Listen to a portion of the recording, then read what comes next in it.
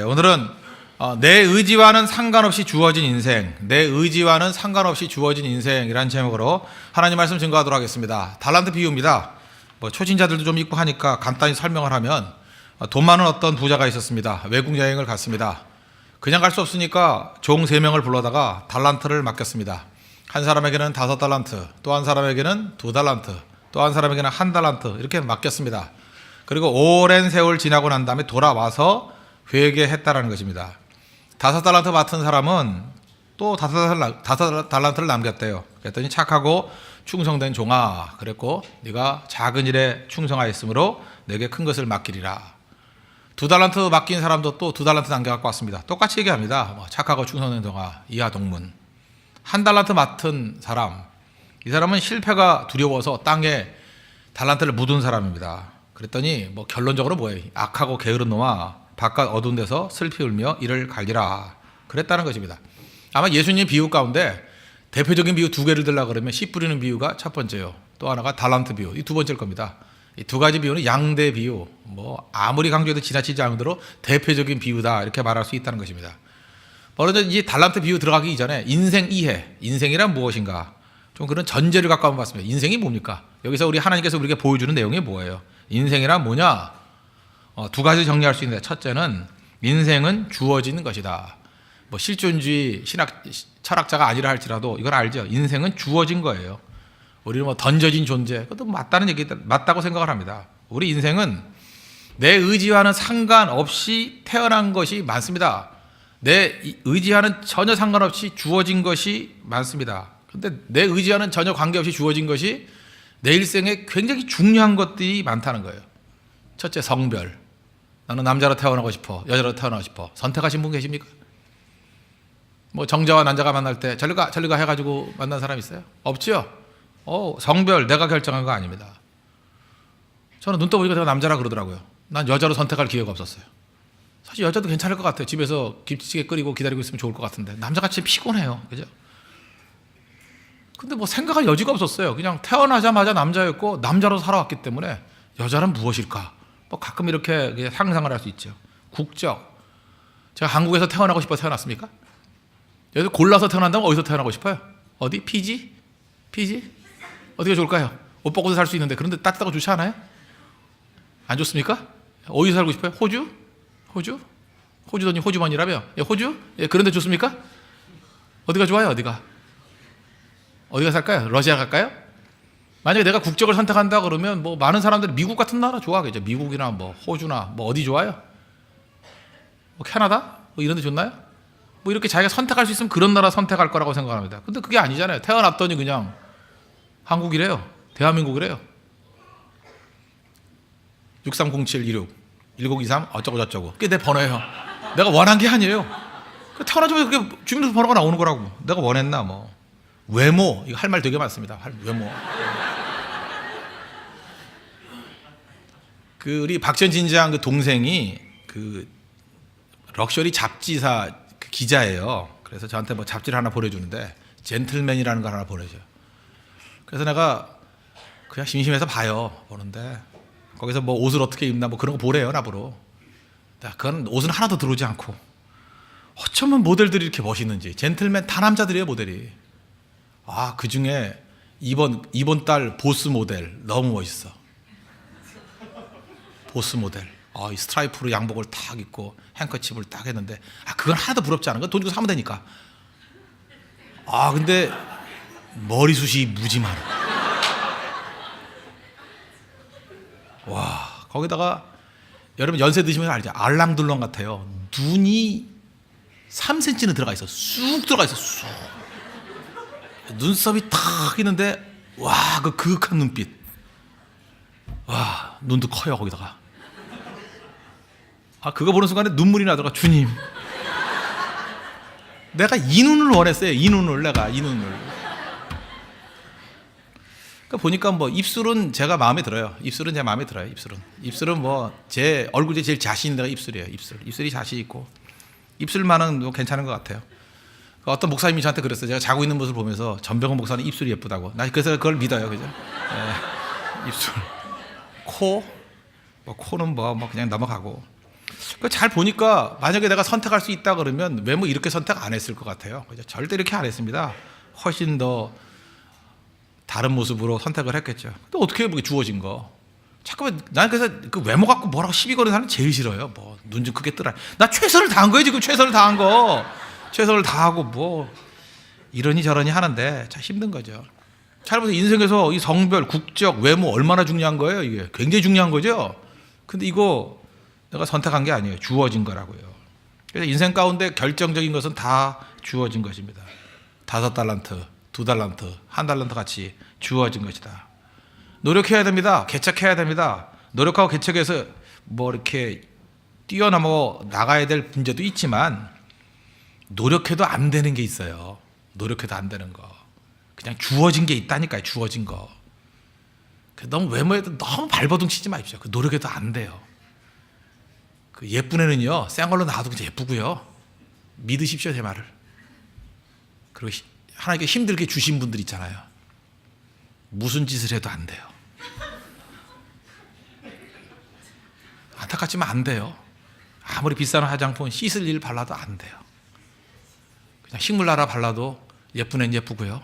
그 딴 거로 뛰어야 돼요. 하나님께서 왜 이렇게 만드셨느냐? 이거 거기에 받아들이고 딴 거 하라는 얘기예요.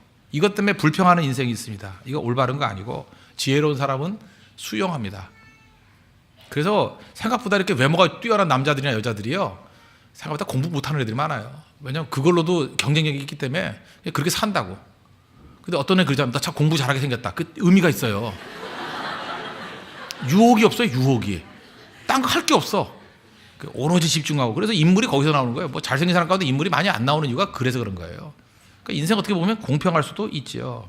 그래서 인생은요, 수용해야 돼. 수용. 왜 나는 좋은 가정에서 태어나지 못해서 이런 가정이 나왔나? 그 힘든 가정에서 태어났기 때문에 더 크게 쓰임 받을 수 있습니다. 그 생각하기 따라 틀린 거예요. 유복한 가정이라고 모든 게 다 유복해지는 게 아니라고요. 그래서 하나님이 내 인생을 주도하신다, 주어진 것이다 라고 생각하면 내 주변에 있는 환경에 있는 모든 것을 수용할 뿐만 아니라 또 하나 허용해요. 허용. 다윗은 하나님의 은혜에 충만하게 살았어요. 조금 전에 우리 젊은 예배 때도 그런 말씀을 들었는데 사무엘상 30장에 보니까 거기서 그 자기 가족들을 그 납치해 갔던 그 아말렉 족속을 추적해 가지고 잡아오는 얘기가 나오잖아요. 600명의 병사인데 그중에 200명이 힘들다고 못 가겠다 그래요. 허용하잖아요. 그러니까 쉬라고. 돌아와 가지고 그 전리품들 우리끼리만 나눠 갖겠다 할 때 그거 얘기 안 해요. 다 같이 나눠주자고. 허용하잖아요. 그 다음에 거기 애굽 병사 하나가, 그 소년 하나가 아프니까 지금은 당장 얘기 못 합니다. 치료받을 때까지 기다려주잖아요. 허용하잖아요. 이게 바로 뭐예요? 하나님이 모든 것을 주관하신다 그런 사람은요, 2가지. 자기에게 주어진 인생을 수용하고요, 또 주변 환경에 대해서 허용할 줄 알아요. 뭐 그런 거지 뭐. 그런데 자기 자신이 인생을 살려고 그러는 사람은 허용과 수용이 안 돼. 그러니까 바들바들 떨면서 그냥 인생을 힘들게 살아가는 거죠. 노이로제 걸려가지고. 그냥 뭐 이렇게 악에 맞춰 살아가잖아요. 악에 맞춰서. 내 뜻대로 살라고. 아닙니다. 하나님께 내게 주어진 거예요. 주어진 거 받아들이면 된다고요. 그게 첫 번째 인생이고요. 또 한 가지, 2번째 인생에서는 인생은 언젠가는 평가받는다. 인생에는 결산이 있다는 것입니다. 주어진 인생에 대해서 적합한 열매를 맺었는가 맺지 못했는가 반드시 평가하신다는 거예요. 우리의 주인 되신 하나님께서는 떠난 날이 있듯이 돌아오는 날이 있습니다. 맡기신 날이 있듯이 결산 날이 있다는 것입니다. 그래서 인생은 결산 받아요. 저도 그렇고 여러분도 그렇고 반드시 인생에 결산이 있다는 것입니다. 함부로 살 수 없죠. 히브리서 9장 27절 보니까 한 번 죽는 것은 사람에게 정하신 것이요 그 후에는 심판이 있으리니, 결산이 있다는 것입니다. 이거 잊지 말고 살아야 된다는 거예요. 그래서 우리가 인생을 좀 진지하게 살아야 됩니다. 결산이 있다. 그래서 모르겠어요. 젊은이들은 어떨지 모르지만 저는 이제 한눈 팔 수 있는 시간이 별로 없어요. 이제 저는 50이 넘었기 때문에 이제 한눈 팔 수 있는 시간이 없어요. 이제부터는 결산, 점수 따야 돼요. 점수를 차곡차곡. 그 점수를 구원받는다는 얘기가 아니에요. 하나님 앞에 결산이 있기 때문에.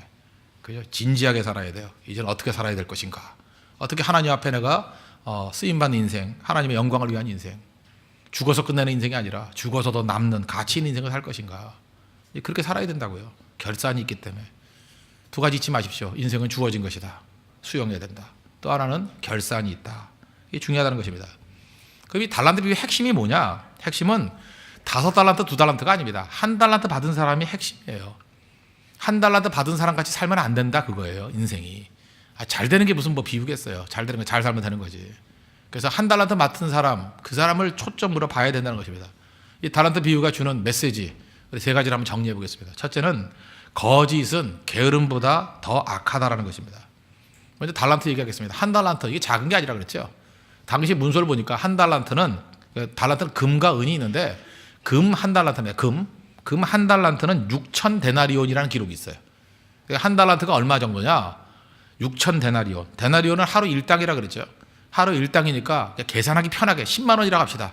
대충 한 10만 원씩 벌면 30일 일하면 300만 원이라고 생각하면 되잖아요. 뭐 플러스 마이너스 좀 차이가 있겠지만 계산하기 편하게 하루 일당을 1데나리온이라고 하는데 10만 원으로 잡으면 6천 데나리온 얼마입니까? 6억 원. 그러니까 대충 한 달란트 그러면 6억 정도를 맡겼다고 생각하면 돼요. 그러니까 5달란트 맡긴 사람은 얼마 맡긴 거예요? 30억을 맡긴 거죠. 2달란트는 얼마 맡긴 거예요? 12억을 맡긴 거고 한 달란트 얼마 맡긴 거예요? 6억을 맡긴 겁니다. 적은 돈이 아니라는 건 아시겠죠? 그죠? 뭐 여기서 부자들은 뭐 그게 돈이야 뭐 이럴 수 있겠지만 큰 돈입니다. 6억. 그죠? 6억도 큰 돈이고 12억은 아주 큰 돈이고 30억은 아주 큰 돈이죠. 그걸 맡기고 떠났다라는 것입니다. 초점은 한 달란트 받은 사람, 이 6억 원 맡은 사람이 땅에 묻어두었다가 주인에게 책망받고 쫓겨난 사람이 되었다는 거예요. 그 인생은 실패한 인생이었고 책망받는 인생이었다는 것입니다. 그럼 왜 실패하고 왜 책망받았는가? 그 원인을 분석해 보자는 거예요. 이유는 뭐냐? 가장 근본적인 이유는 게으름 때문이에요. 게으른 사람이었습니다. 이 사람은 일하기 싫어하는 사람이에요. 게으름이 죄입니다. 땅에 묻었습니다. 일하지 않고 그냥 빈둥빈둥 노는 거죠. 게으름. 근데 성경은 뭐라 그래요? 이 게으른 종아 그러지 않고 그 앞에 뭐를 붙여요? 악하고 게으른 종아. 그러니까 게으름보다 악하다는 것을 먼저 알리고 있습니다. 왜 그래요? 게으른 사람의 특징이 있습니다. 게으른 사람은 반드시 변명하게 돼 있습니다. 여러분 게을러서는 안 되는 이유가 뭔지 알아요? 혹시 게을르더라도 변명만 하지 않으면 거기서 끝납니다. 근데 모든 게으른 사람은 다 변명을 하게 돼 있어요. 자기 자신의 게으름을 정당화시키고 합리화시키게 돼 있다는 것입니다. 정당화, 합리화, 거기 한 걸음 더 나가면 뭔지 아십니까? 거짓말하게 돼 있어요. 그래서 정직하게 살고 싶습니까? 부지런해야 돼요. 정직하게 살려면 부지런해야 돼요. 회사 출근도 새벽에 더 끝나고 한 1시간쯤 일찍 가보십시오. 회사의 주도권 다 잡게 돼 있고 정직할 수 있고 주도권 다 잡을 수 있습니다. 근데 언제나 지각하면은 그러잖아요. 뭐 전철이 펑크 나서 맨날 거짓말하자. 안 그래요? 뭐 갑자기 무슨 일이 나서 합리화시키잖아요. 뭐 때문에. 그래서 게으름은요 모든 악의 뿌리가 될 수 있다는 것입니다. 그래서 자꾸만 게을러지면요 그 게으름이라는 잘못에서 끝나는 게 아니라 이게 자꾸 확장이 돼요. 변명하게 되고 정당화시키게 되고 나중에는 거짓말까지 가게 된다는 것입니다. 우리 자녀들 보십시오. 자녀들 우리 양육할 때도 마찬가지잖아요. 어떤 게으름 때문에 어떤 잘못을 저질렀습니다. 그러면 나 잘못했어요. 그러는 자녀가 누가 있어요? 죄성인데 아무도 없어요. 부모들은 뻔히 보이잖아요. 게으름 때문에 잘못 저질렀는데 이 핑계 저 핑계 나중에 거짓말까지 하면 화 안 나요? 이놈이 게을러 터져가지고 이제 거짓말까지 한다고 그러지 않아요? 부모가 왜 화가 나요? 그 일 하나 못한 것 때문에 화가 납니까? 뭐 애가 뭐 노예예요? 못할 수도 있지. 더 화가 나는 건 뭐예요? 변명하고 거짓말하는 게 화가 나는 거죠. 다윗도 마찬가지예요. 다윗의 범죄가 언제부터 시작됐죠? 게을렀습니다. 남들 전쟁터 나갈 때 안 나갔어요. 낮잠 잤어요. 게으름이죠. 게으름부터 시작되는 거예요. 그래서 옥상에 가서 바람 좀 쐬자 그랬더니 어떤 여자가 목욕하고 그래서 밧세바 간음하고 범죄 저지르지 않았습니까? 근데 다윗의 위대성이 이거예요. 다윗은 우리 젊은 예배 때 말씀드렸죠. 인간적인 모습이 있다. 왕인데 왕은 숨길 수 있잖아요. 숨기지 않아요. 나단 선지자가 와가지고 비유를 들고 바로 당신이 그 사람입니다. You are the man 할 때 무릎 꿇고 내가 죽을 죄를 졌습니다. 내가 하나님께 범죄했습니다. 인정하잖아요. 이게 다윗의 위대성이에요. 다윗은 변명하지 않고 그대로 수용합니다. 나중에 인구조사할 때도 마찬가지죠. 인구조사 이 핑계 저 핑계 될 수 있는 거 아닙니까? 하나님께서 범죄했다 그러니까 나와 내 아비집이 범죄했습니다. 인정하잖아요. 그래서 거기서 더 이상 문제가 안 돼요. 게으름에서 시작된 범죄입니다. 거기서 끊어버리잖아요. 더 이상 큰 범죄로 나가지 않잖아요. 우리 두 가지 해야 됩니다. 근원적인 게으름을 이겨야 되고 게으름은 범죄로 가요. 그래서 게으른 사람이 위험한 겁니다. 뭐 난 게을러 터졌지 죄는 안 져. 아니에요. 게으르면 반드시 죄 짓게 돼 있어요. 아주 심각한 죄로 가게 돼 있다니까요. 그건 게으르면 안 됩니다. 그래서 게으름이에요. 그러나 게을렀다 할지라도 변명하지 않고 그대로 수용하면 거기서 끝나버린다는 거예요. 에덴 동산의 사건을 한번 보십시오. 아담과 하와. 거기 보니까 선악과 먹었습니다. 선악과 먹었는데 아담에게 와가지고 내가 어찌하여 선악과를 먹었느냐? 그랬더니 창세기 3장 12절 보십시오. 하나님이 주셔서 나와 함께 하신 여자, 그가 그 나무 열매를 내게 주므로 내가 먹었나이다. 이런 나쁜 놈이 다 있어요. 그죠? 그래, 먹었으면 내가 죽을 죄를 졌습니다. 그러면 될 건데, 여자가 먹으래서 먹었대요. 근데 그 뭐라 그래요? 하나님이 주신 그 여자. 하나님이 주신 그 여자. 무슨 뜻이에요? 하나님도 책임 있잖아. 내가 언제 그 여자 달랬나? 그런 여자 붙여줘가지고 내가 이런 어려움을 당해요. 하나님 나하고 책임 반반이에요. 이러니 나쁜 놈이죠. 여자는 안 그런 줄 알아요? 여자는 하와에게 너 선악과 왜 먹었냐? 그랬더니 창세기 3장 13절 여호와 하나님이 여자에게 이르시되 내가 어찌하여 이렇게 하였느냐? 그랬더니 여자가 이르되 뱀이 나를 꿰물어 내가 먹었나이다. 똑같은 얘기죠. 뱀이 꿰어서 먹었어요. 근데 뱀 누가 만들었을까? 뱀 누가 만들었을까? 누가 만들었죠? 하나님. 누가 만들래? 그죠? 하나님 만들었잖아요. 우리 뭐 그런 얘기들 많이 있죠. 뭐 죄의 뿌리는 하나님이라고. 죄에 대한 책임 하나님이 져야 된다고. 누가 만들래? 뭐 이런 식으로. 똑같아. 인간은 똑같아. 처음이나 지금이나 책임 전가잖아요. 책임 전가. 내가 잘못했습니다. 내가 범죄했습니다. 이게 없어요. 그래서 악이 또 다른 악을 낳는다는 것입니다. 주인은 그래서 악하고 게으른 종아 그러잖아요. 게으름도 나쁜 거예요. 그러나 그 앞에 악이 있어요. 악. 게으름에 대한 책망은 그 다음입니다. 악하다. 그래서 우리 모든 성도들 부지런해야 됩니다. 잠언 22장 13절 보니까 게으른 자는 말하기를 사자가 밖에 있은즉 내가 나가면 거리에서 찢기겠다 하느니라. 얼마나 게으른지요. 밖에 나가면 사자가 있대요. 무슨 사자가 있어요? 길에 나가면 사자 있어요? 그러면서 아무 일도 안 한다는 것입니다. 핑계대는 인생을 산다는 거예요. 우리가 하나님 앞에서 게으름을 이룰 수 있다는 것입니다. 그래서 결국 달란트 비유가 우리에게 보여주는 첫 번째 메시지는 뭐냐? 게으름도 악이지만, 게으름도 문제지만 그거보다 거짓됨이 더한 악이다라는 거. 하나님 앞에서 게으름도 벗어나고 거짓됨도 벗어나는, 어떤 때는 하나님 앞에 부지런한 종, 또 그 다음에 그게 안 된다 그러면 변명하지 아니하고 자기 자신의 죄를 그대로 받아들이고 하나님 앞에 자복할 수 있는 우리 믿음의 종 되기를 바랍니다. 그게 메시지예요. 두 번째는 하나님께서 우리에게 최적을 주셨다라는 것을 믿지 않는 것, 그게 죄라는 거예요. 하나님께서 우리에게 제일 좋은 걸 주셨다. 우리에게 주어진 게 인생이라 그랬죠. 내게 주어진 거에 대해서 불평하는 거예요.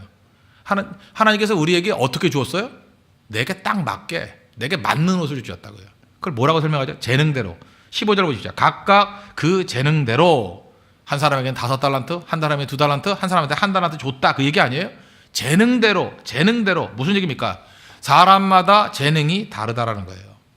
그거에 맞춰서 줬다라는 것입니다. 누가요? 하나님께서. 하나님이 주셨다는 거예요. 우리가 자녀가 한 3명 있다고 합시다. 그러면 큰아이는 아주 등치도 좋고 소화력이 좋아요. 그래서 갈비를 줘요. 엄마가 갈비를 줘요. 둘째는 이상하게 위가 안 좋아요. 위가 안 좋아가지고 먹으면은 소화를 못 시키고 그래요. 그래서 둘째 아이는 죽을 줬어요. 셋째 아이는 너무 어려가지고 우유를 줬어요. 그러면 이 세 아이에 대해서 엄마가 불공평하게 향한 겁니까? 아니죠. 큰아이에게 제일 맞는 갈비 주고요. 둘째에게 제일 맞는 죽을 준 거고 셋째 아이에게 적당한 우유를 준 거예요. 그러면 뭘 믿어야 돼요? 엄마의 신실함, 엄마의 진실됨, 그걸 믿어야 될 거 아니에요? 이건 애미가 아니야. 그러면서 그죠? 누구는 갈비를 주고 누구는 죽을 주고 죽 먹고 죽으란 말이냐 뭐 이러고 우유 너나 먹어 그러고 그거 아니죠. 우리 자녀들이라 그러면 다 알지 않아요? 어머니가 나에게 최고로 좋은 거 준다, 적당한 거 준다라는 거. 그렇지 않습니까? 그걸 받아들여야 되고 하나님이 우리에게 주셨잖아요. 하나님이 주셨잖아요. 내 평가는 내가 하는 게 아니에요. 내가 어떤 그릇이다 내가 평가하는 게 아니에요. 나는 나를 만드신 분이 평가하는 거예요. 저는 나를 만드신 하나님이 저를 제일 잘한다고 생각하십니다. 그래서 제게 최적이 될 것을 주셨다고 믿어요. 뭘 더 바래요? 분명히 이거보다 더 주시면 저는 아마 망할 거예요. 덜 주셔도 일을 못할 거고 딱 타이밍에 맞게 주시는 거예요. 그죠? 그걸 믿어야 된다는 거예요. 그걸 안 믿으면 원망하는 거죠. 한 달란트 받은 사람은 문제가 뭐예요? 하나님이 자기에게 딱 맞는 재능대로 맞아가지고 6억 원 준 거예요. 너는 6억 원이 맞다. 그럼 거기서 충성을 다했으면 문제가 하나도 없는데 비교의식이죠. 비교하기 시작하니까 문제가 되는 거죠. 왜 쟤는 5달란트 쟤는 2달란트 아마 그랬을 거예요. 그죠? 그 땅에 묻어놔 두자. 그러니까 자기 인생을 살지 못한다는 것입니다. 왜 그래? 교만해서 그래요. 자기 자신을 갖다가 과대평가하는 거예요. 나를 정확히 보는 게 겸손이에요. 하나님 나를 정확히 보십니다. 그래서 교만하니까 불평하게 되고, 불평하니까 게을러지게 되고, 게으르니까 변명하게 되고, 그러니까 악으로 가는 거예요. 순서가 다 그렇습니다. 그런 거로 주변 환경에 대해서 원망과 시기 질투하는 거는 그것 자체가 범죄라는 것입니다. 다른 사람에게 하나님께서 은사와 재능과 사역 더 주실 수 있어요. 그거 왜 받아들이지 못해요? 잘 보세요. 지금 우리 동범형제 같은 사람 음악적인 재능을 주셨잖아요. 좋아요? 저렇게 새벽마다 나와서 죽어라 노래 부르지. 목이 아파도 부르고. 여러분 얼마나 좋아요? 노래 그지같이 부르니까 목이 아파도 아무도 신경 안 쓰잖아. 뭐 아픈가 보다 그러고. 뭐 여러분 아파봐요. 뭐 역사가 변화가 있어요. 역사에 변화가 없어요. 하나도. 그냥 아플 뿐이에요. 약이는 한 봉지 털어 먹으면 돼. 아무 관계 없죠. 은사를 가졌다라는 건 그 책임감도 있는 거예요. 그게 무서운 거죠. 그렇지 않아요? 그런 의미에서 다른 사람의 은사에 대해서 우리가 수용할 줄 알아야 된다는 것입니다. 그리고 내게 제일 좋은 걸 주셨고 저 사람에게 제일 좋은 거를 주셨다. 아까도 외모 얘기했죠. 외모야 뭐 사실 좀 약간 불만이 있지만 제가 그 비행기를 탔을 때 연예인 몇 명 만난 적이 있는데 제가 우리 사모하고 같이 한번 그때 만났던 사람이 있어요. 그때 미국 LA 갔을 때인가. 내 앞자리 장동건이 탔어요. 저는 장동건인지 누군지 잘 몰라서 그냥 관심 나가졌는데 우리 사모는 잠도 안 자면서 계속 긴장하면서 그걸 쳐다보고 있는데 얼마나 코가 크고 이 윤곽이 뚜렷한지 이렇게 얼핏 봐도 이렇게 각이 서요. 딱딱 각이 서고 나 기분 되게 나서 승무원들이요. 손님도 서비스 하라고 가가지고 줄 서가지고 사인 받으려고 그러고 그래서 컴플레인 하려고 그랬어. 뭐 이런 승무원이 다 있어 쓰려고 그랬어. 그죠? 근데 또 그럴 수 없어가지고 놔두고 했는데 하여튼 그 비행기 전체가 막 긴장한 거예요. 장동건이 탔다.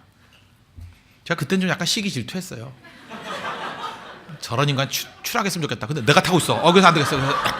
그래서 주님 저를 봐서 긍휼히 여겨 주십시오. 하여튼 기분 나쁘더라고요. 또 한 번은 그 중국 북경 갈 때 동방신기가 탔어요. 동방신기. 난 누군지도 몰랐는데 갑자기 뭐 젊은이들이 막 몰려들면서 동방신기래. 뭐 몇 명이 탔는데 난 잘 모르겠더라고요.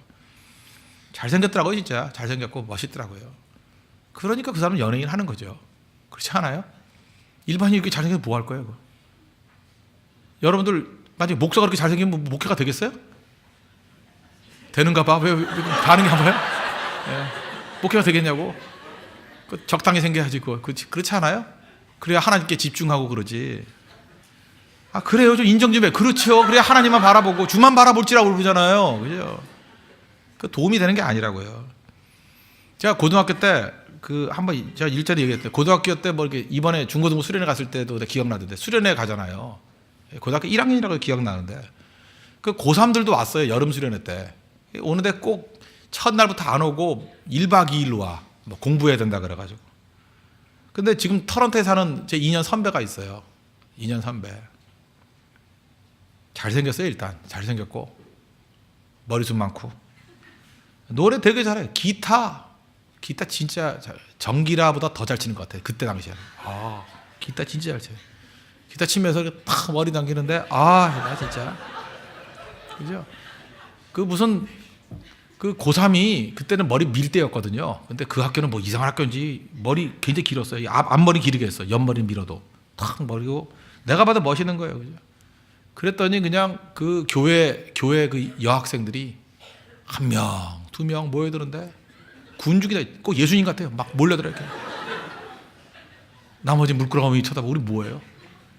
나가가지고 죽어라 축구하고 분노심에 축구하고 막 비가 왔어요 그때. 비 맞아가면서 눈물인지 빗물인지 모르고 축구하고 그때 막 서로 걷어차고 우린 다 알았어요. 왜 우리가 이렇게 거칠게 축구를 하는지를.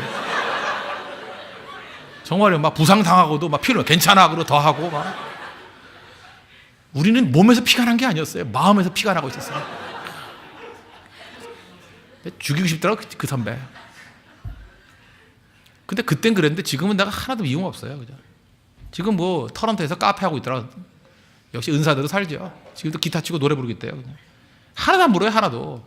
잘 봐요. 그 하나님께서 그 사람에게 그렇게 맞춘 또 은혜를 주셨잖아요. 거기서 또 카페에서 노래하면서 전도도 하고 굉장히 훌륭한 그 집사님이 되게 계시더라고요. 제가 얘긴 들었는데. 하나님 각자 주신 게 있잖아요. 그거를 잘 쓰임 받고 있잖아요. 잊지 마십시오. 다른 사람의 은사에 대해서 시기하지 마십시오. 하나님이 나를 아셔요. 나를 아시는 주님. 내게 최적을 주셨다니까요. 최적을 주시고 꼭 필요한 거 주셨어요. 그래서 우린 주님 앞에 헌신할 수 있는 거예요. 헌신. 하나님께서 내게 최고로 주셨기 때문에 나는 원망하지 않아요. 여러분 그런 얘기 하죠. 믿지 않는 사람들이 꼭 그래요. 아니 하나님께 순종하고 헌신하는 게 그렇게 좋냐고. 좋지요. 여러분 세상에서 제일 행복한 게 뭔지 아십니까? 순종할 수 있고 헌신할 수 있는 거예요. 세상에서 나를 가장 행복하게 만드는 게 뭔지 알아요? 내가 그 사람한테 순종하고 싶다라고 하는 그 사람에게 순종할 수 있는 거 행복 아니에요? 여자분이나 남자분들 뭐 다 마찬가지 아니에요? 어떤 사람 정말 사랑하는 사람이 있어요. 그 사람한테 100% 순종합니다. 그 순종이 행복 아니에요? 순종할 수 있는 사람. 나는 그 사람한테 헌신하고 싶어. 내 모든 것 그냥 내 마지막 피 한 방울까지 다 쏟아붓고 싶어 하는 그 헌신의 대상이 있다는 게 행복 아니에요? 불행이 뭐예요? 불행이 순종할 데가 없어요. 헌신할 게 없어요. 그게 불행 아니에요? 저는 지금도 그렇게 생각해요. 세상에서 제일 불행한 사람이 불순종하는 사람이에요. 불순종하는 게 제일 불행한 거 아니에요? 마음을 다해서 쏟아 부을 게 없는 사람 아니에요. 신앙생활을 하는데 이 사람은 순종과 헌신이 없어. 얼마나 불행해? 하나님을 믿긴 믿는데 하나님이 순종할 대상이 아니야. 순종이 안 되는 거예요. 그래 그 사람 얼마나 괴롭겠어. 순종을 못하니. 하나님 앞에 헌신도 못해. 하다 보다 11조도 못 드려. 부들부들 떨면서. 그 불쌍한 거예요. 그거는 화낼 거 하나도 없어. 아이고 불쌍해라. 뭐 어디 갖다 줄 데가 없어요. 어떤 분이 그런 얘기 하더라고요. 그 예수 안 믿는 분이 아니 그 기독교인들은 이상하다고 그죠. 맨날 그 아깝지도 않냐고 헌금 뭐 11조 10%를 어떻게 갖다 바치냐고. 제가 그랬어요. 너는 갖다 줄 때나 있냐? 너는 갖다 줄 때나 있냐? 정말 그래요. 돈이 암만 많아도 어디다가 갖다 바칠 때도 없고 드릴 때도 없고 헌신할 때도 없어요. 그게 행복이에요? 그게? 여러분 자녀들이 있죠. 그래서 내가 돈이 있어 자녀들을 갖다가 학비를 대주고 그 다음에 또 공부시키고 입히고 이렇게 예쁘게 키울 수 있게 만드는 거 그게 복 아니에요? 쓸 데가 있는 거 복이죠 그거. 마찬가지로 하나님께 내게 주신 은사와 또 많은 자원을 가지고 순종할 수 있고 헌신할 수 있다는 게 얼마나 복인데요. 그렇지 않아요? 지금 이 가을 겨울쯤 돼가지고 이 처녀총각들 힘들어하는 게 뭐예요? 막 사랑을 쏟아붓고 싶은데 쏟아부을 데가 없는 거예요. 뭐 어디다가 쏟아부을까? 여기 아니구나 임자 있구나. 뭐 여기 어디다 부을까? 그 막 길거리 다니면서 막 아무데나 돈 쓰고 막 그러잖아요. 그냥 쏟아부을 데가 없어가지고 그러지 않아요? 지금 공감 안 해요, 여러분들? 정말에 뭐 쏟아부고 싶은 데가 있는데 쏟아부을 데가 없는 게 장소가. 복이 뭐예요? 순종할 수 있는 대상이 있고 헌신할 수 있는 대상이 있고 사랑할 수 있는 대상이 있고 그런 좋은 선배가 있고 그런 좋은 스승이 있고 그런 좋은 목사가 있고 그런 좋은 영적 지도자가 있고 그런 좋은 간사가 있고 그게 복이에요. 복. 내가 사랑할 수 있고 순종할 수 있고 헌신할 수 있고 따를 수 있고 그게 얼마나 복인데요. 복. 따를 수 있는 지도자가 있다는 게 얼마나 복인지 알아요? 그거 뭐 미심쩍은 게 아니라 우리는 따를 수 있는 하나님이 계시잖아요. 하나님 말씀이 있잖아요. 그 얼마나 복된지 모르겠어요. 전 지금도 그래요. 뭐 그것을 위해서 죽을 수 있는 주제가 있잖아요. 그거 하다가 죽을 수 있는 게 있잖아요. 저는 뭐 노후에 걱정할 거 하나도 없어요. 뭐 교회 은퇴하면 뭐 할 거냐? 뭐 은퇴하면 설교 못 하나? 설교 계속하면 누군가 와서 듣겠지. 뭐 정 안 들으면 뭐 애들 앉혀놓고 하면 되지 뭐 애들. 손녀들 앉혀놓고 하면 되겠지 뭐. 그거 아니면 여러분도 안 늙어요? 같이 늙으면 노인정 가서 하면 되지 뭐 계속 이렇게 해서. 그렇잖아요. 나는 마지막 순간까지도 할 수 있는 게 있잖아요. 여러분 다 그렇지 않아요? 마지막까지 우리 찬송하다 갈 수 있잖아요. 복되지 않아요? 왜 그럴 수 있죠? 하나님께서 내게 최적의 것을 주셨다는 것을 알기 때문에. 그래서 우리는 하나님 잘 믿으면요, 하나님께서 내게 주신 게 최고로 좋은 겁니다. 최고로 좋은 거. 근데 이 한 달란트 받은 사람은요, 이 주인의 판단에 대해서 반발하잖아요. 악감이 있었습니다. 24절 보세요. 한 달란트 받았던 자는 와서 이르되 주인이여 당신은 굳은 사람이라. 이 굳은 사람이라는 것이 이 헬라어로 스크레토로스란 스크레로스란다는데 이 수전노란 뜻이에요. 당신은 수전노야. 또는 짠 사람, 뭐 짠돌이야, 뭐 이런 거예요. 심지 않은 데서 거두고 해치지 않은 데서 모으는 줄 내가 알았으므로. 이 욕이지 욕. 너 수전노야. 너 악한 자야. 아니 최고로 좋은 걸 주신 분한테 이렇게 얘기를 하잖아요. 그래도 하나님 앞에 이렇게 말할 때가 있지 않아요? 하나님 왜 이렇게 짜요? 하나님 좀 손 좀 크게 써봐요. 그죠? 나도 좀 크게 한번 해줘 봐요. 그럼 망하는 것도 모르고. 내가 커지면 돼요. 내가 더 순종하고 내가 더 안심할 수 있는 인생이 되면 하나님 왜 안 주시겠냐고요. 하나님 자원이 무한대인 분을 믿습니까?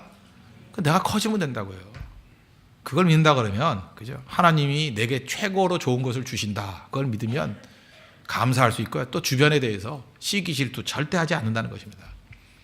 다른 사람이 쓰임 받는 모습, 다른 사람의 은사에 대해서 시기하지 마십시오.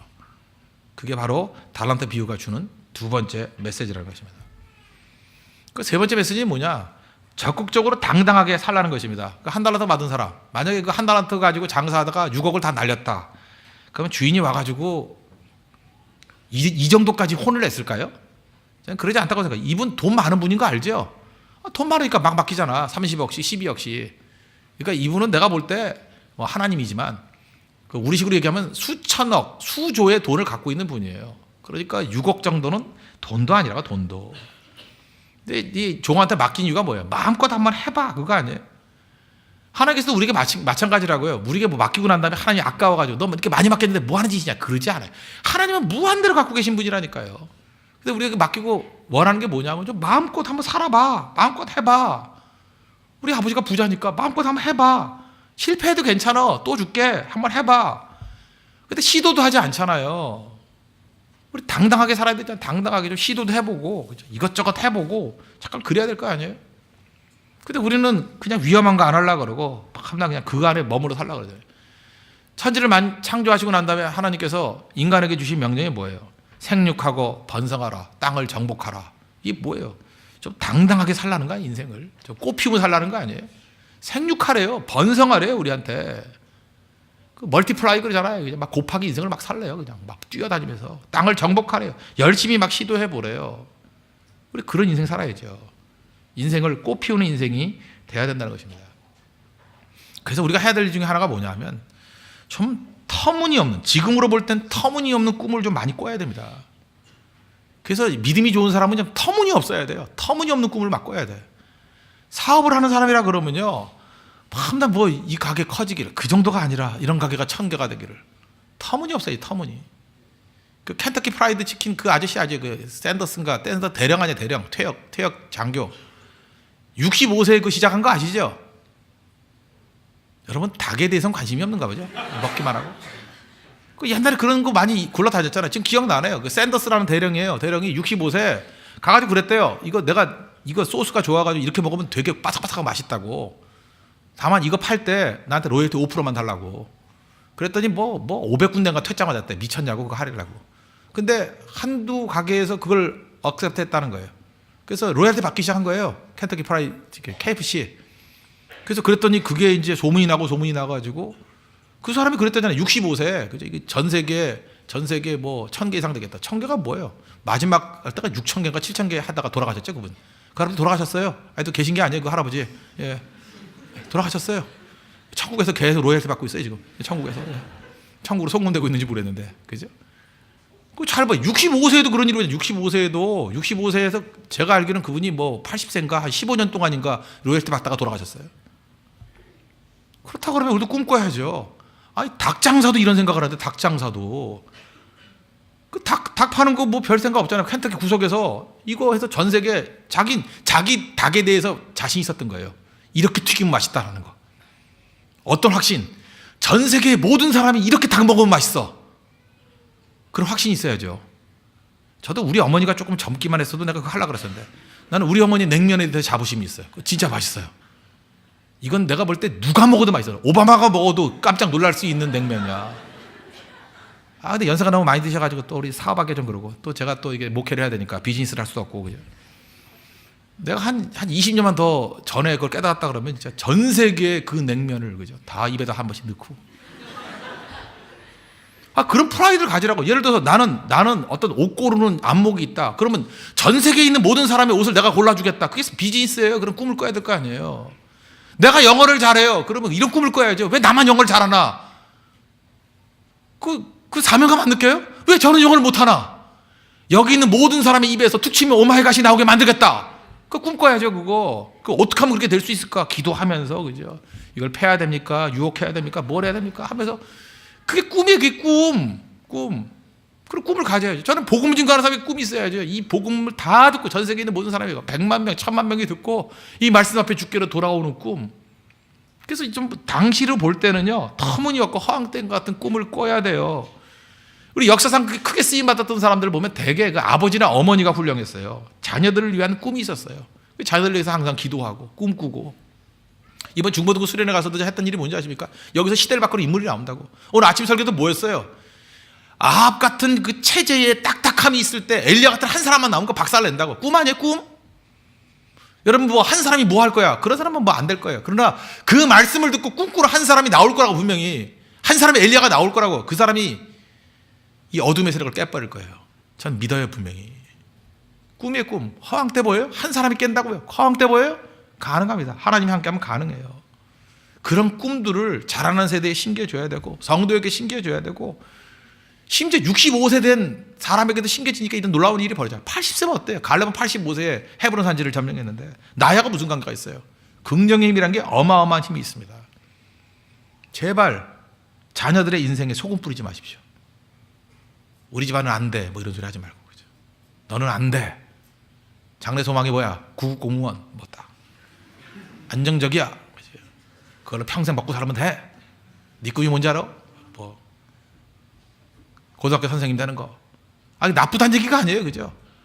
애들은 지금 딴 거 하려고 그러는데 자꾸만 해서 안정이 최고야, 그죠? 구급 공무원이 최고야, 그죠? 임용고시 봐야 돼. 처음부터 사람들 그렇게 만들어 버린 거예요, 그렇게. 그거 할 수도 있죠. 그걸 통해서 어마어마한 일 할 수 있는데 왜 모든 학생들을 다 그렇게 만들어 버리냐고요.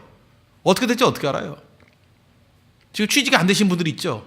사업하게 만드시는 하나님의 뜻이라고. 분명할 거예요, 분명. 지금 명문대에서 잘 돼봐야 뭐 대기업 뭐 월급쟁이밖에 더 돼요? 제가 어저께도 결혼식 갔더니 그 신랑 제 아버지가 그러더라고요. 이렇게 조용합니까? 그랬더니 씩 웃으며 그래. 다 월급쟁이들이기 때문에 그래요, 그러더라고요. 나한테. 어느 그게 마음에 탁 와닿더라. 다 눈치 보는 인생들이야, 그러더라고. 쫙 보니까 다 월급쟁이들이야. 그러니까 사장님이니까 다 눈치 보고 있어. 야, 거기서 내가 느꼈던 게 뭐냐? 기상이 하나도 없어, 기상이. 그래서 나 혼자 막 떠들었지, 그냥. 나 월급 안 받으니까. 다 먹어! 그러고 막 떠들었어요, 그죠? 여러분 자녀를 다 그렇게 만들고 싶어요. 물론 그렇게 될 수도 있겠지만, 그렇지 않은 사람도 나와야 될 거 아니에요. 여러 종류가 나와야 될 거 아니에요, 사람들이. 우리 애국가도 있잖아요. 그죠? 기상. 그죠? 이 기상과 이 마음으로. 우리에게는 기상이 있다고, 기상. 우리 민족에게는. 그 기상을 붙들 줄 알아야죠. 하나님의 마음이 뭔지 알아요? 당당하게 살라는 거야, 당당하게. 한 달 하나 날려도 괜찮아. 나 부자야. 이거 갖고 마음껏 한번 장사해봐. 마음껏 뛰어봐. 마음껏 한번 해봐. 그런 인생이라 그러면 실패를 두려워하지 않을 뿐만 아니라 성공한다 할지라도 그 모든 것이 하나님께로부터 온 능력이라는 걸 인정하겠죠. 그리고 쓰임받는 인생이 되잖아요. 여러분, 내가 할 수 있는 일을 하면 됩니다. 남들 눈치 보잖아. 내가 할 수 있는 일이 얼마나 많은데요. 내가 할 수 있는 일에 충성을 다하십시오. 내가 할 수 있는 일. 지금 꽤 된 얘기인데 그 오아볼로라는 분이 계십니다. 오아볼로. 이름이 아볼로예요. 오아볼로. 전도사라고 부르기도 하던데 사역도 좀 하시는 분 같아요. 이분이 책을 하나 썼는데 주의 꽃되어 피어나리, 주의 열매되어 피어나리. 하여튼 제목도 되게 길어요. 이런 책이에요. 또 그거 뭐 비슷한 아류의 책들도 몇 개 더 낸 것 같은데 희귀병에 걸렸습니다. 어떤 거냐면 기침만 해도 뼈가 부러지는 병이에요. 그거는요, 건강한 사람도요, 너무 재치기 세게 하는 사람 내 갈비뼈 부러진 거 들었어요. 본 적은 없지만 이 인간의 이 바람의 힘이 얼마나 센지 아시겠죠? 치 하다가 이게 하나 부러진 사람 봤어요. 이제 들었다니까, 그 사람 이게 부러졌다고 의사한테 들었어요. 그래서 기침도 한번 세게 하면 갈비뼈 부러질 수 있다고. 근데 그런 그 평상인이 아니고 병의 병. 그러니까 기침만 세게 해도 뼈가 부러지는 병이에요. 그러니까 누워 있답니다. 이분에게, 이 아볼로라는 분에게 온전한 건 딱 하나예요. 오른손. 그러니까 하루 종일 텔레비전 보고 하루 종일 라디오 돌리는 거. 그러다가 이제 신앙을 갖게 됐는가 봐요. 신앙을. 그런다 이른과 같이 자기가 아볼로 같이 살기를 원했대요. 그래서 그때부터 하는 일이 뭐냐면 뭐 신문을 보거나 뭐 뉴스를 보거나 뭐 라디오에서 이렇게 나올 거 아닙니까? 그런 얘기가 나올 때마다 어려움 당한 사람, 불행 당한 사람들에게 편지를 쓰기 시작했어요. 위로의 편지. 뭐 다리 잃어버린 분, 그런 분에게 나도 지금 병상에 누워 있습니다. 위로의 편지. 실현 당한 사람, 나는 실현 당할 가능성도 없네요 하면서 또 편지 써주고 위로의 편지. 그래서 하루에 30통씩 편지 썼대요. 그랬더니 그 사람을 통해서 수천 명의 사람들이 일어나게 되더라는 거예요. 이분은 편지 쓸 때 제일 마지막 구절에 이렇게 쓴대요. 우리에게 사는 것보다 더 큰 축복은 없습니다. 우리에게 사는 것보다 더 큰 축복은 없습니다. 옛날에 그 흔했던 시 하나 있죠. 연탄재 함부로 차지 마라. 너는 누구에게 한 번이라도 뜨거운 사람이었냐. 똑같은 맥락이죠. 장애인 함부로 무시하지 말라. 너는 누구에게 한 번이라도 위로요 축복이었던 적이 있느냐. 우리 다 건강하다 그러죠. 우리 다른 사람에게 위로가 된 적이 얼마 있어요. 맨날 시기 질투, 태클이라고 그랬지. 누구를 마음껏 축복해 준 적이 있어요. 이분은 가진 게 지극히 작아요. 이분은 한 달란트가 아니라 0.001달란트 받은 분이에요. 자기에게 맡겨진 사역 하잖아요. 위로해 주는 일, 축복해 주는 일. 그랬더니 이 오아볼로라는 분을 통해서 얼마나 많은 사람들이 일어서게 됐는데요. 이걸 가치 없는 인생이라고 말할 수 있어요? 화상에 왔던 이지선 자매 얼마나 많은 사람들을 세웠어요. 그걸 가치 없는 인생이라고 말할 수 있어요? 누가 그래 누가? 지금 여기 있는 분들 지금 얼마나 많은 은사를 받았어요? 얼마나 많은 가능성이 있습니까? 지금부터 하면 돼요. 저도 깜짝 놀랐던 게 뭐냐면 기도하니까 우리 성도들이 일어나요. 또 전화 한번 해주고 이렇게 전화 신방하고 하니까 성도들이 새 힘을 얻어요. 그죠? 다시 일어서게 되고 넘어졌다가도 다시 일어서면서 새기를 얻게 되고 성경 구절 한 구절을 보내주니까 힘을 얻게 되고 얼마나 중요한데요.